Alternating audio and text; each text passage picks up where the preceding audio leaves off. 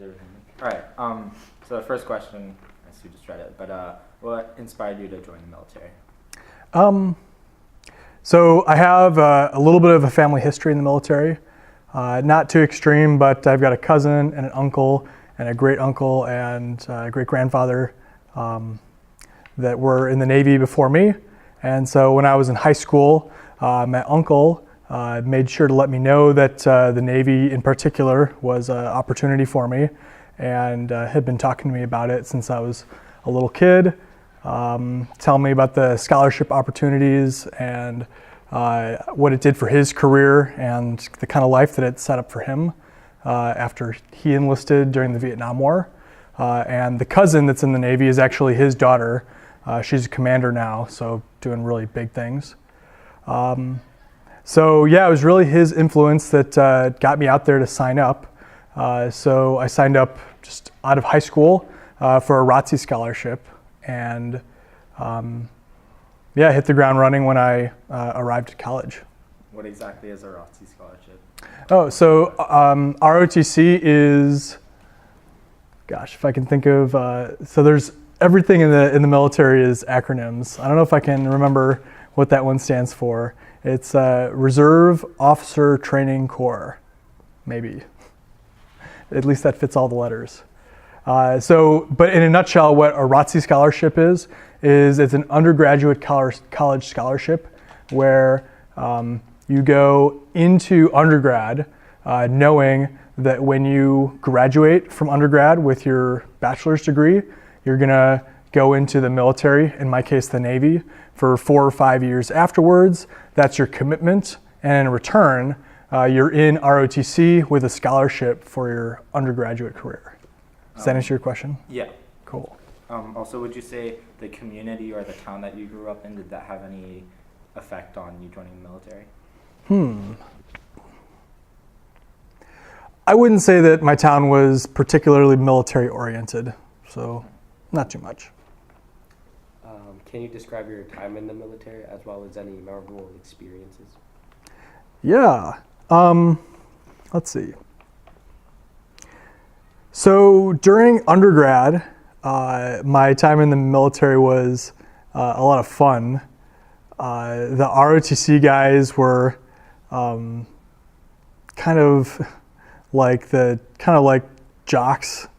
We had a party house and did just a lot of great stuff together. It was pretty much like being in a fraternity during undergrad. So that was kind of like what the experience was like, in college as I was getting ready to actually do my commitment. But when I graduated from undergrad, then that started the real experience. So out of undergrad, I went to Officer Indoctrination School, which is a 5-week camp where they teach you everything you know about how to hit the ground running when you get to your job, how to put on your uniform, what the different rank structures are, how to call everybody, how everything from how your health insurance works to this and that policy, to really get you in the program. Okay, so then I'm out of undergrad, I'm out of camp. My first duty station was down in Charleston in South Carolina. And that's where I spent the majority of my time in the service. My job was to teach physics and math to sailors who were coming just out of high school or just out of college, and to teach them how to operate nuclear reactors. So all of our submarines and aircraft carriers in the US Navy are nuclear powered, and we've got to teach folks how to operate them. They don't just work on their own. So I was teaching physics at a schoolhouse, teaching the sailors that would be going aboard those subs and aircraft carriers. So I did that for 4 years. It was, to say it was a fantastic experience, just doesn't do it justice. It really has set me up for everything that I've done since then. That was about 3 years ago when I left that job. And so it was 4 years of teaching at the schoolhouse, and in that time, I was able to rise to the position of division officer of the math and physics division, and I had I think 7 instructors working for me to train up the sailors that were getting ready to operate these reactors. And that kind of responsibility of leading this unit of 7 instructors, each of which had about 40 students that they were teaching. That makes almost 300 students that I was sort of responsible for their physics training at one time. That kind of responsibility was something that I hadn't experienced yet at like such a young age. It was probably like when I was 25 or 26. So yeah, I did that for 4 years down in Charleston, and that was my commitment. So at that point, I decided that I wanted to work on a graduate degree. So I applied to Stanford for their PhD program, and that's where I'm at now. So right now I'm in a reserve status while I'm doing school full time. And in the reserve, I work for the Office of Navy Research, and am currently getting my feet wet on an AI program. We're doing this, it's called the taxonomy of AI, trying to build like a periodic table of artificial intelligence algorithms. So that takes me to where I am now, and just doing school full time and doing the reserve on the weekends. Looking back at everything you've accomplished, is there anything that you would want to like maybe change or have done differently? Well, I wouldn't say that I've accomplished too much yet. I'm only 29, so I've mostly been going with the flow so far. I could say that some accomplishments have been, getting promoted to the division officer, or getting accepted to the PhD program at Stanford. So those are some, kind of stepping accomplishments that have taken me along the way. But I'm really looking towards graduating and picking up my doctorate, and then I'll say that I'll have accomplished something, maybe. Do you know what you're going to do after you pick up your graduate? I don't know. I hear rumors that the Navy is thinking about hiring PhDs for commander positions, which would be a huge promotion for me. So if that happens, then that could be what I do after I graduate.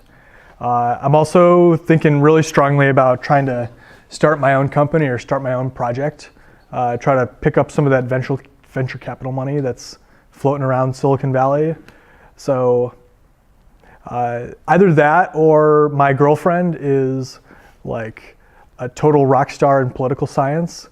She's probably going to have a professorship at a big school after she graduates. So planning on supporting her in whatever she plans to do. So upon exiting the military, what would you say kind of set you apart from people who hadn't followed kind of? Yeah. So I have sort of exited the military. I've transitioned from active duty to reserve, and that's a big change because now I'm like basically a civilian. And I noticed a big difference between myself and the other PhD students that were coming to Stanford. They were coming right out of undergrad with like 4.0 GPAs from MIT, just total whiz kids that I wasn't keeping up with academically. So I was putting in a lot of time trying to catch up on the math and the physics and just like the school program of doing homework and projects and exams that I hadn't done for 4 years while I was in the Navy. But what I think that I kind of brought to the table was a leadership that they hadn't yet had the experience to pick up when they were in undergrad. So even though I wasn't the smartest person in my class projects, I found myself in a leadership role where I could, think about the big picture, take out the rubric, let's come up with a timeline to take us from here to the end. I wasn't the person who was gonna take every small step with like the most skill or the quickest hand like some of the students who, were that are just quicker than I am.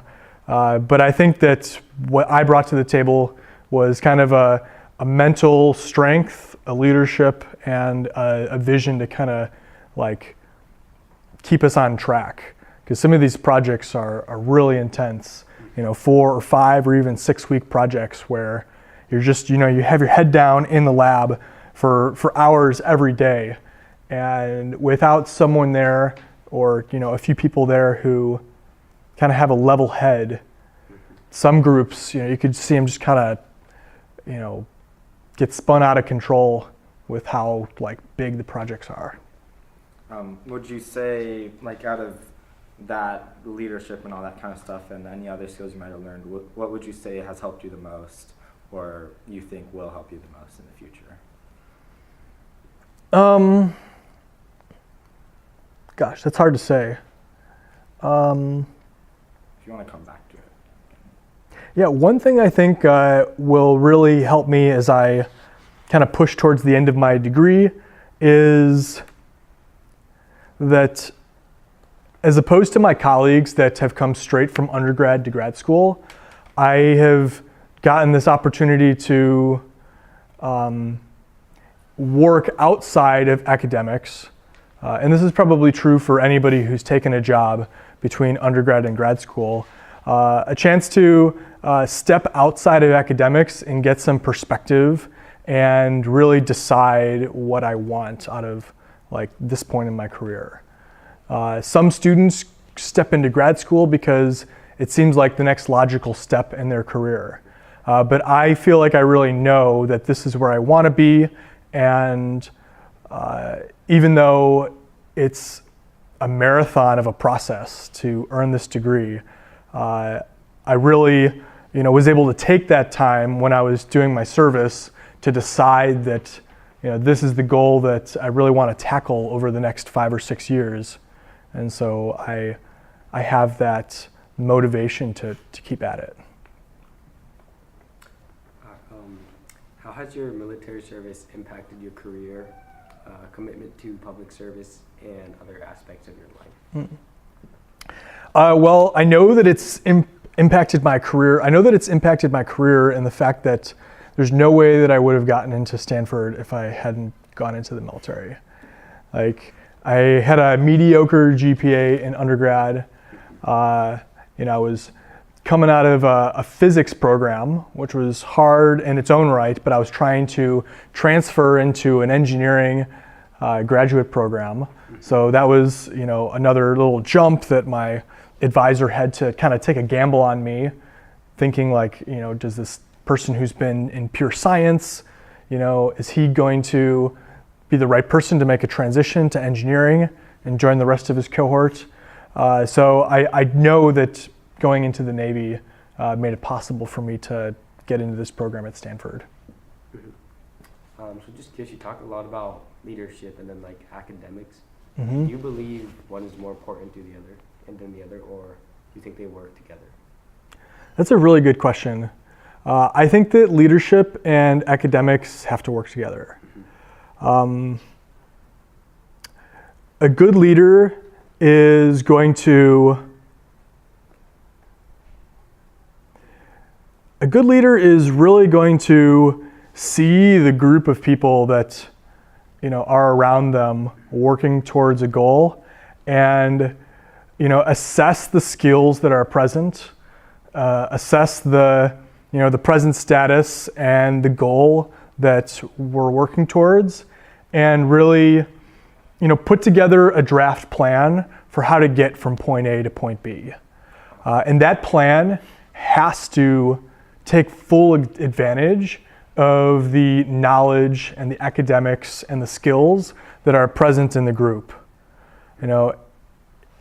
It's not just about the strength and the will to get from A to B. You have to, recognize the skills and the strengths and the knowledge that each one of your team members have that you don't have as a leader, and figure out how, the whole team is going to work together in order to try to achieve your goal. All right.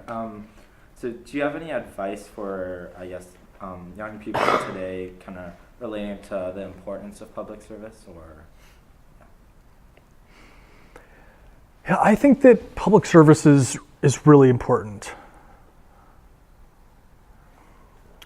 I don't think that it has to be in the military. I think that there are a lot of opportunities to serve your community that I would hope that everybody would, take the opportunity to tackle.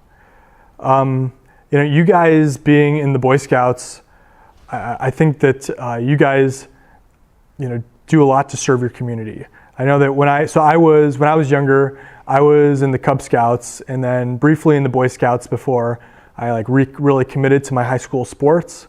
That was what I committed to, but you guys are clearly,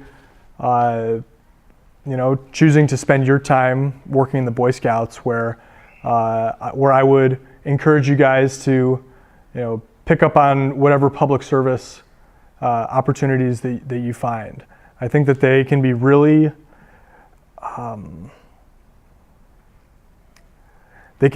worthwhile for quite a few reasons.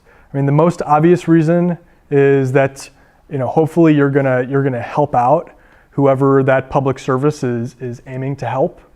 But I think that there's so much more to it than that. You're going to pick up an appreciation for those people that you're jumping into service with that you never would have had if you just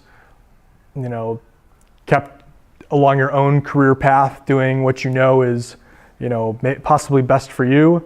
You're going to pick up an appreciation for and an understanding for the people and the lives that service program is oriented towards. And in the military, I learned to understand where people are coming from all across our country. So I grew up in Chicago and had mostly experiences with only people from my part of the country when I was growing up. But when I went into the Navy, I met people from every single state in the country. And even, I don't know if you guys know this, but there's an extraordinary amount of immigrants that go into the Navy or into the military. And so I meet people from Puerto Rico and from Mexico and from Zambia and from Cameroon and from every country that you could imagine. We have them in our military.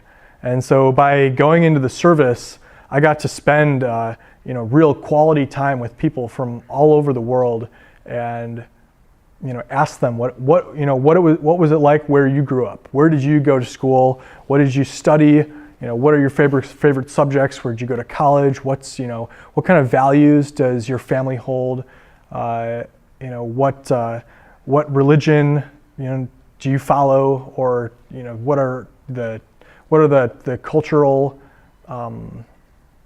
what type of culture did you were you brought up in, and how does that influence the way you see the world?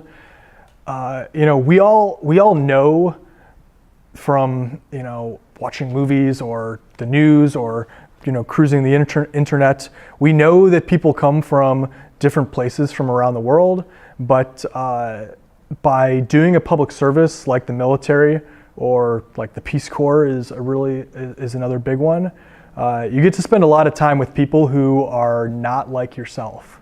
And that takes your understanding of diversity from just knowing that people are out there that are different from you and getting a much greater appreciation and understanding for those people that are different from you. So just like a quick recap, what would, if you could give like 3 reasons why someone should either follow a public service oriented pathway or just do public service in general, what would you say?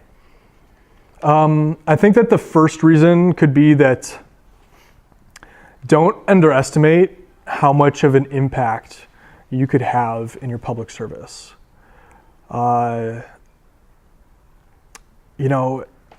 You can impact the world by taking your own career and following it as strongly as you can and, building up, building up the largest bank account that you can, and amassing wealth and property and whatever, and building whatever business you want to build.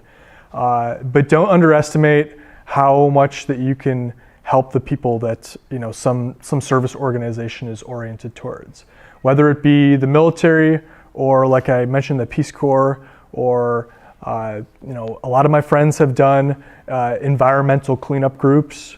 They really get out there, and they've turned a place that's uninhabitable to one that is going to be there to for people to live on and appreciate, or farm on, or for animals to now reuse for, hopefully till the end of time. By taking on a service, you can really make an impact, and you're going to take pride in that impact, and you're going to know that you did that thing, for the rest of your life. So that's cool. Number 2 is that don't underestimate the impact that a service can have on your own career. It's very easy to follow the steps that your other colleagues are taking, going, just from high school to college, apply for a job after college, etc. Take your internships during college. But services will imbue you with skills that you didn't even realize that you were going to pick up going into that program.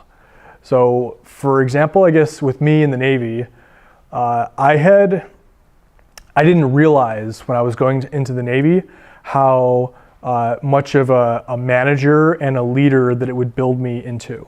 I knew that I was signing up to do this instructor program where I was going to teach math and physics to sailors, and that sounded really cool because I like teaching and I like math and physics. But then lo and behold, by the time I left the Navy, I had that management experience. And when you guys are out in the world applying for jobs, one thing you'll find is that it seems like management is always a prerequisite for a management position. It's kind of, it's kind of, I don't know what the phrase is. Maybe I'll pick it up later. But when I joined the military, all of a sudden I was like handed this management position. I didn't even realize that I was going to get that out of my service. And now I feel like when I graduate from my program at Stanford, I can confidently apply to management positions because I can tell them about the management experiences I had in the Navy. So there's that. I guess, okay, so number 3.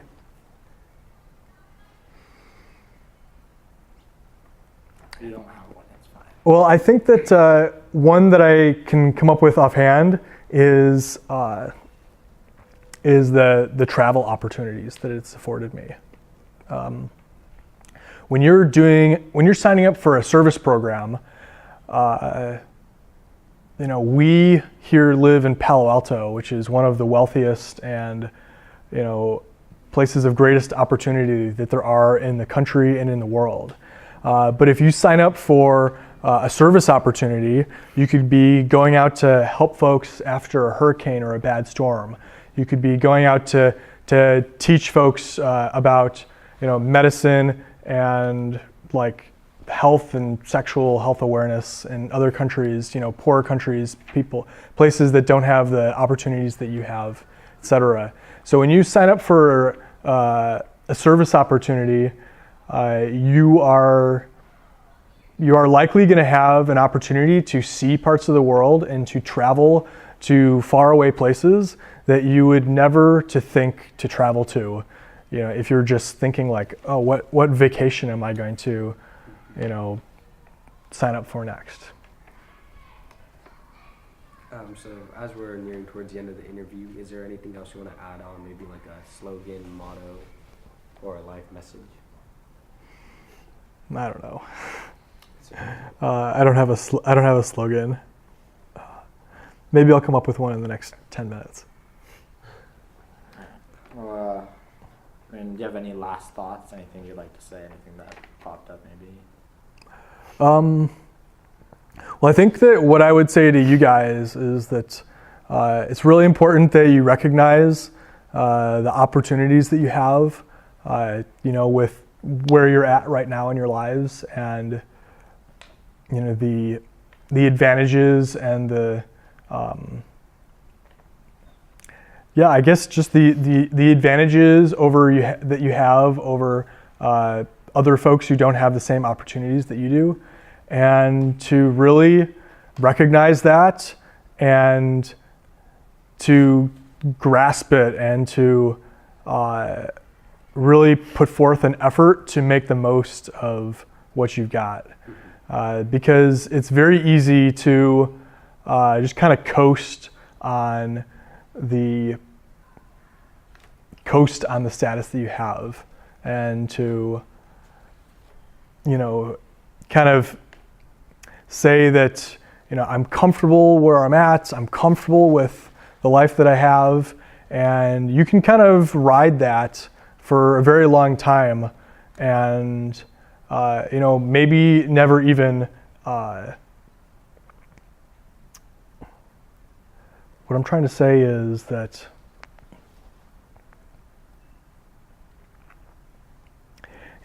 other people don't have the opportunities that we have, growing up with such wealth. And of course, your neighbor might have more money than you have. Your other neighbor might, drive a fancier car, live in a bigger house.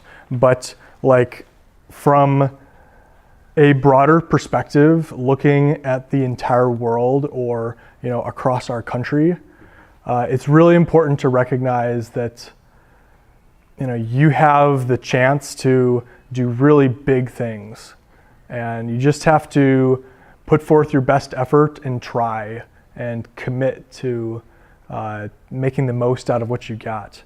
And I promise that you'll be happy that you did.